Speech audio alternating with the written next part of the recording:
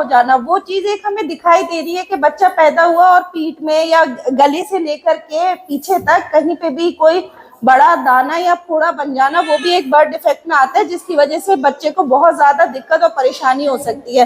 पहला तो उसका होता है कि हमें ऑपरेशन कराना होता है। दूसरा ये होता है कि जब हम ऑपरेशन करा भी देते हैं, उसके बावजूद बच्चा जो होता है वो अपंगता में जाने के चांसेस होते हैं, तो उसके लिए आपको हमारे पास आना ही होता है।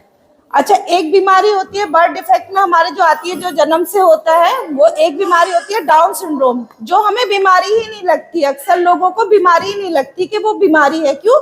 क्योंकि उसमें बच्चे का जो होता है वो साफ ऐसा सिंपल जैसे बच्चा है इस तरीके से दिखाई देगा कि ये तो ठीक ठाक बच्चा है, लेकिन बच्चे का जो चेहरा होता है वो घर वालों से अलग होता है। उसकी नाक जो होती है वो थोड़ी चपटी होती है, भौहें जो होती है वो ऊपर ज्यादा चढ़ी हुई होती हैं, और जो हमारे पैरों की उंगलियों के बीच में हम देखते हैं तो हमारी पैरों की उंगलियां मिली हुई हैं, लेकिन उस बच्चे में पैरों की उंगलियां अलग अलग होती हैं, जुड़ी हुई नहीं होती हैं, गैप होता है उसके अंदर। ठीक। दूसरा ये कि हमारे जो ये लाइन बनी हुई है, आप देख रहे हैं कि ये लाइन आके यहाँ पर जुड़ जा रही है, लेकिन जो डाउन सिंड्रोम का बच्चा होगा उसकी लाइन नहीं जुड़ेगी यहाँ आकर, वो सीधी आ जाती है, जिसे सिंगल क्रीज कहते हैं। ठीक। इसमें क्या होता है, ये भी एक जन्म का डिफेक्ट है, जो माँ के और पिता के क्रोमोसोम मिलने से, जिस श्रेणी से बच्चा बनता है उसको मिलने से खराब होता है।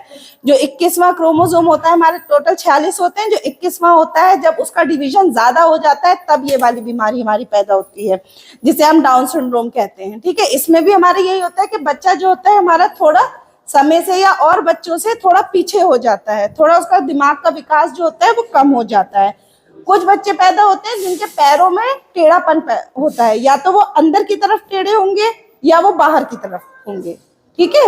या तो अंदर की तरफ होते हैं, तब भी हम उसको प्लास्टर लगा करके ठीक कर सकते हैं, लेकिन ये सारे हैं जन्म के ही डिफेक्ट्स। उसे हम क्लब फुट कहते हैं। अक्सर कर जब आप कभी मेडिकल में जाएंगे उस तरह की बीमारी को लेके, तो उसे हम कहते हैं क्लब फुट। ठीक है। दूसरी एक बीमारी है जो बच्चे के अंदर पैदाइशी होती है।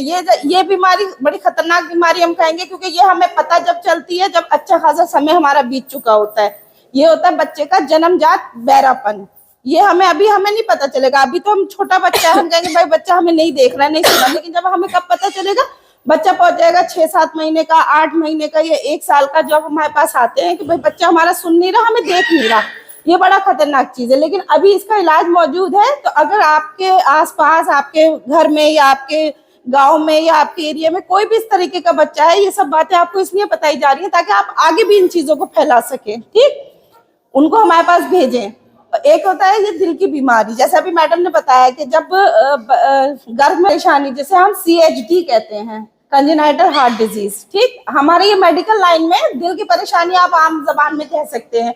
तो जब, जैसा अभी मैडम ने बताया था कि जब पैदाइश के दौरान बच्चे की माँ के अंदर कोई बात हो, जैसे कि वजन बढ़ जाना ज्यादा, या धुएं पान के पास ज्यादा काम करना, इस तरह के बच्चों में अक्सर दिल की बीमारी हो जाती है, जिसमें दिल में सुराग हो सकता है, या दिल में जो हमारे 4 हिस्से होते हैं हमारे दिल के, उसमें से किसी एक हिस्से में सही से काम ना कर पाना, या दिल की नस सही से काम ना कर पाए, इसे हम CHD कहते हैं। ठीक।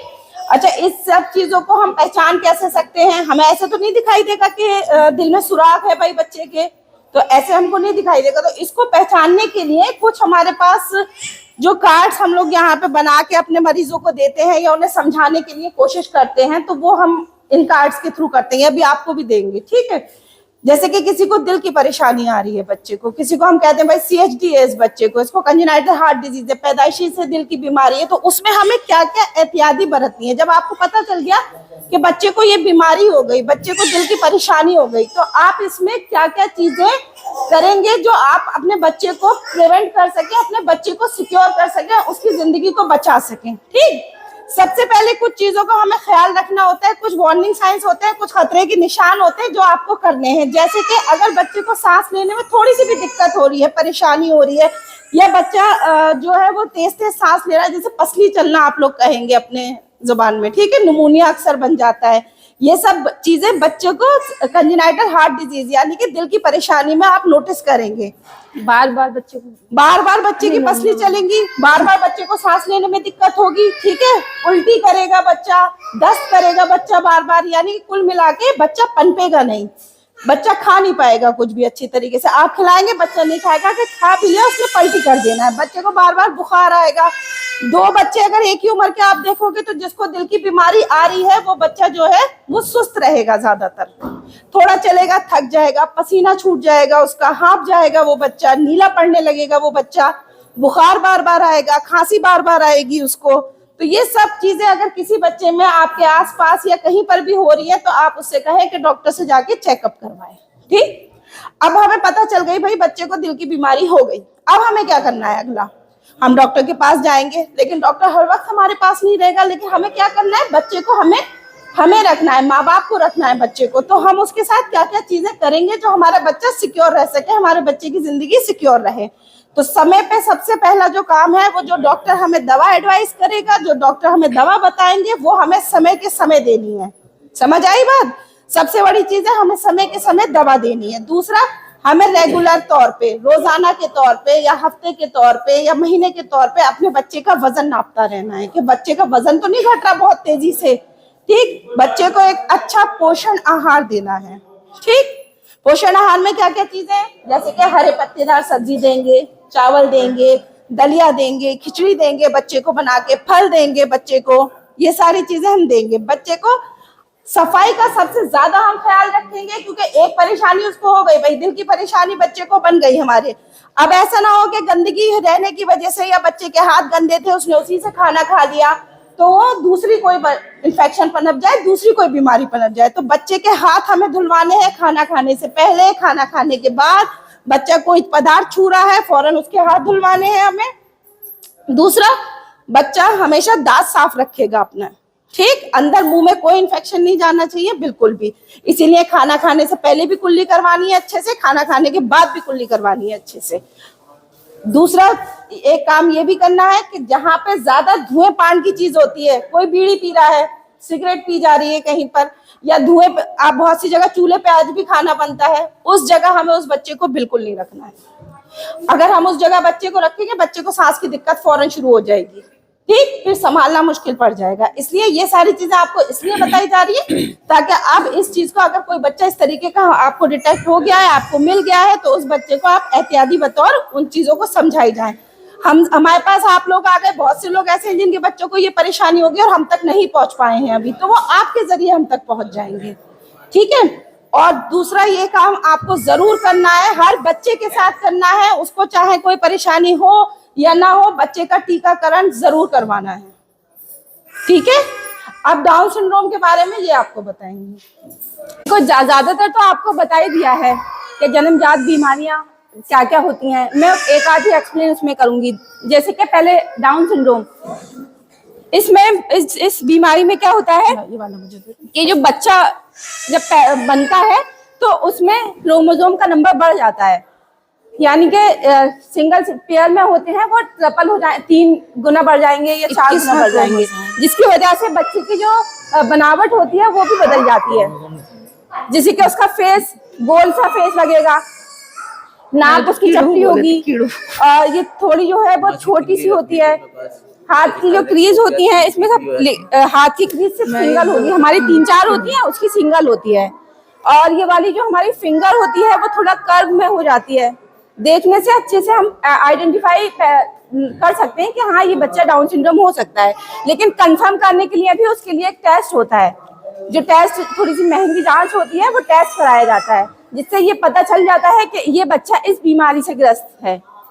और ये टेस्ट इसलिए हम कराते हैं कि आगे कोई बच्चा प्लान करना होता है तो उसमें वो हेल्प करता है, ताकि आगे भी ये परेशानी और बच्चों में ना आए। इसीलिए ये टेस्ट कराना जरूरी होता है। अगर तुम्हें लग रहा है ऐसा घर में कोई बच्चा है तो उस बच्चे को अस्पताल में जरूर दिखाएं, और आगे आने वाली जो जनरेशन है तुम्हारी उसको कंट्रोल किया जा सके, ऐसे बच्चे ना हो आगे, क्योंकि ऐसे बच्चों में परेशानी आती है। जैसे कि बच्चा देर से चलना बैठना बोलना सीखता है, या फिर उसको अगर ट्रेनिंग ना मिले तो वो बोलता ही नहीं है, चलता नहीं है। तो ये चीज बहुत इम्पोर्टेंट है कि बच्चा अगर लग रहा है, यहाँ के जो बच्चे हैं इस तरह के ये फेस होते हैं, इनके देखने से ये बच्चे बिल्कुल अलग पता चलते हैं कि ये नॉर्मल बच्चों से बिल्कुल अलग है। दूसरा है एक और जो बीमारी ज्यादातर होती है बच्चों में, वो न्यूरोमोटर इम्पेयरमेंट होती है। यानी कि वो दिमाग से थोड़े से सही काम, उनका दिमाग जो है वो सही तौर पे काम नहीं करता है। वो उसकी जो वजह होती है, उसकी ये वजह होती है, एक तो पैदाइश के टाइम में कोई जब बच्चा बन रहा होता है तो उसमें कोई परेशानी आ जाती है। अगर उसमें नहीं कोई परेशानी आई है, जब बच्चा पैदा हो रहा है उस टाइम परेशानी आती है। जैसे कि बच्चा पैदा होकर नहीं रोया है, कुछ वजह रही है, बच्चा पैदा होकर नहीं रो पाया है, जिसकी वजह से वो आगे चल के ये परेशानी उसमें आ सकती है। अच्छा, घरों में जो बच्चे पैदा होते हैं तो उन्हें क्या लगता है कि बच्चा रोया नहीं है और कुछ सेकंड बाद रो गया तो हमारा बच्चा नॉर्मल रहेगा। वो कोई इलाज नहीं लेते हैं बच्चे का। जब बच्चा तुम्हारा पैदा होकर नहीं रोएगा तो उसमें क्या होगा कि वो ऑक्सीजन, जब बच्चा पैदा होता है ना, रोता है फौरन, तो ऑक्सीजन पूरे जिस्म में उसका जाता है। जब बच्चे के पैदा होने पे ऑक्सीजन पूरे जिस्म में नहीं जाएगा तो ऐसे बच्चों में परेशानी आने का चांस होता है। जैसे ऑक्सीजन सुनने वाले एरिया में नहीं पहुंचा है तो बच्चे को सुनाई नहीं देगा, देखने वाले एरिया में ऑक्सीजन नहीं पहुंचा तो दिखाई नहीं देगा, या फिर ऐसे जो हमारा बॉडी संभालती है जिस एरिया में नहीं पहुंचेगा तो बच्चा चलना बैठना नहीं सीख पाएगा। इन सब के लिए यहाँ ये ट्रेनिंग सेंटर बनाया गया है ताकि बच्चा चलने बैठने बोलने में कोई परेशानी है तो यहाँ आके उसका ट्रीटमेंट दिया जाए। और हर महीने बच्चे को आना होता है, क्योंकि बच्चे की एक्सरसाइज चलती है। मेन जो होता है बच्चे की थेरेपीज होती हैं, ना कि दवाई। ठीक, यहाँ के जो हैं सब लोग इस चीज़ पे डिपेंड करते हैं कि हम बच्चे को दिखाने जाएंगे और हमें टैबलेट गोलियां मिल जाएंगी तो हमारा बच्चा सही हो जाएगा। ऐसा बिल्कुल नहीं होता है। मेन चीज़ उसकी एक्सरसाइज होती है। जो फिजियोथेरेपिस्ट हैं वो एक्सरसाइज बताते हैं, ठीक है। और दूसरी चीज़ सबसे इम्पॉर्टेंट, जब बच्चा तुम्हारा पैदा होकर नहीं रोया है तो उसके लिए कुछ एक्टिविटीज़ होती हैं, जैसे कि बच्चे की सुनने की क्षमता हमें कैसे बढ़ानी है, देखने की क्षमता कैसे बढ़ानी है, महसूस करने की क्षमता कैसे बढ़ानी है।